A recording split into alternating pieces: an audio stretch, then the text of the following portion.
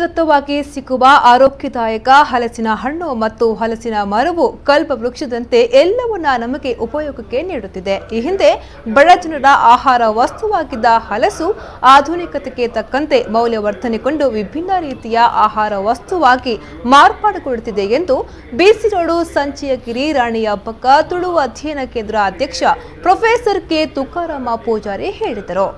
ಇಲ್ಲಿನ ಬಿಸಿ ರೋಡ್ ಸ್ಪರ್ಶ ಕಲಾ ಮಂದಿರದಲ್ಲಿ ಬಂಟ್ವಾಳ ಅಕಾಲ ಹಲಸು ಸಂಗಮ ಸ್ವಾಗತ ಸಮಿತಿ ಮತ್ತು ಪುತ್ತೂರು ನವಜೀವನ ಸ್ನೇಹ ಸಂಗಮ ವತಿಯಿಂದ ಸೆಪ್ಟೆಂಬರ್ 8 ಮತ್ತು 9ರಂದು ನಡೆಯಲಿರುವ ಅಕಾಲ ಹಲಸು ಸಂಗಮ 2018 ಕಾರ್ಯಕ್ರಮದ ಆಮಂತ್ರಣ ಪತ್ರವನ್ನು ಬಿಸಿ ರೋಡ್ ಪ್ರೆಸ್ ಕ್ಲಬ್ನಲ್ಲಿ ಬುಧವಾರ ಬಿಡುಗಡೆಗೊಳಿಸಿ ಅವರು ಮಾತನಾಡಿದರು. ಬಳಕೆಯ ಪ್ರಚಾರದೊಂದಿಗೆ ಬಹುಶಃ ಹಲಸಿನ ಮರದ ಬಳಕೆ ಅಥವಾ ಅದರ ಉಪಯೋಗದ ಬಗ್ಗೆ ಅಥವಾ ಅದನ್ನು ಬೆಳೆಸುವ ಕುರಿತಾಗಿ ಕೂಡ ನಮ್ಮ ಯುವ ಪೀಳಿಗೆಗೆ ಅಥವಾ ನಮ್ಮ ಕೃಷಿಕರಿಗೆ ಮಾಹಿತಿ ಹುಟ್ಟಬೇಕಾಗಿದೆ. ನಮ್ಮ ಕೃಷಿಕರಿಗೆ ಇದರ ಬಗ್ಗೆ ವಿಶೇಷವಾಗಿ ಹೇಳುವಂತ ಅಗತ್ಯ ಇಲ್ಲ.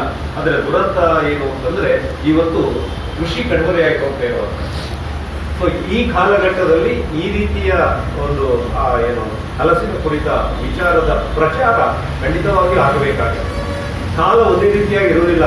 ನಾವು ವಿದೇಶಿ ಸಂಸ್ಕೃತಿ ಅನುಕರಣೆ ಮಾಡ್ತೇವೆ, ಅಂದವಾಗಿ ಅನುಕರಣೆ ಮಾಡ್ತೇವೆ. ಅದರ ಮೌಲ್ಯ ಅಥವಾ ಅದರ ಕೆಟ್ಟ ಅಥವಾ ಒಳ್ಳೆಯ ಆ ಗುಣವನ್ನು ಅರ್ಥ ಮಾಡಿಕೊಳ್ಳದೆ ನಾವು ಅದನ್ನು ಅನುಕರಣೆ ಮಾಡಬೇಕು, ಅದನ್ನು ಕೂಡುದು. ನಮ್ಮ ದೇಶೀಯ ಸಂಸ್ಕೃತಿ ಏನಿದೆ, ದೇಶೀಯ ಬದುಕು ಏನಿದೆ, ಇದನ್ನು ಸ್ಪಷ್ಟವಾಗಿ ನಾವು ಅರ್ಥ ಮಾಡಿಕೊಳ್ಳುವಂತ ಅಗತ್ಯ ಇದೆ.